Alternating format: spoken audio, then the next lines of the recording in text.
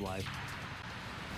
A study shows teenage drivers have a high risk of death when riding with their peers. Good evening, I'm Paul Cicchini. And I'm Jessica Coons. This AAA report came out just before National Teen Driver Safety Week. They say in 2016, more than 3,200 people died in crashes around the country. And researchers found when teenagers were driving with other teens, the death rates jumped. WCIA 3's Ty Bateman is live in our newsroom tonight. Ty, is there more to just these numbers? Jessica, on the other side, if drivers have someone older in the car, the death rate in crashes dropped 8%. So I checked in with the young driver and police to get their thoughts on teens riding together on the roads.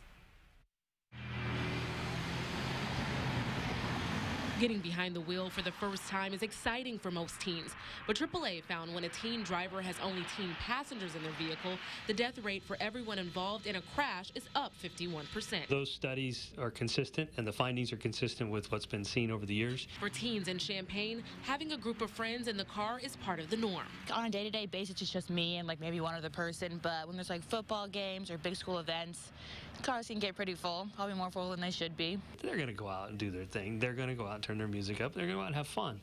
And you just hope as a parent that it's safe and that you don't have these negative outcomes. Senior Riley Henson says she does her best to drive carefully with a full load. I try to not talk to them or pay much attention to them, but the music is blaring. We're high schoolers, and that's just kind of the norm. And obviously they're yelling and they're rambunctious, but I just try to do my own thing. Henson prefers to avoid those situations if possible. While it may be normal for the drivers, the law says otherwise.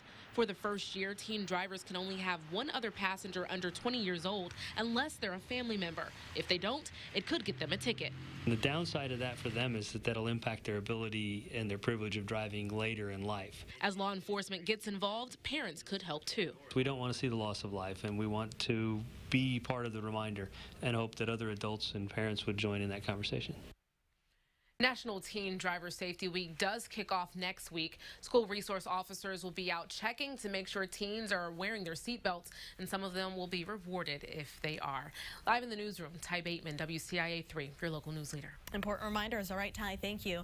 AAA says the first way to make sure your kids are safe drivers is to be in the passenger seat next to them. Some other tips here: make sure there's no more than one non-family member under 20 years old riding with your teen driver during the first 6 months they're on the road.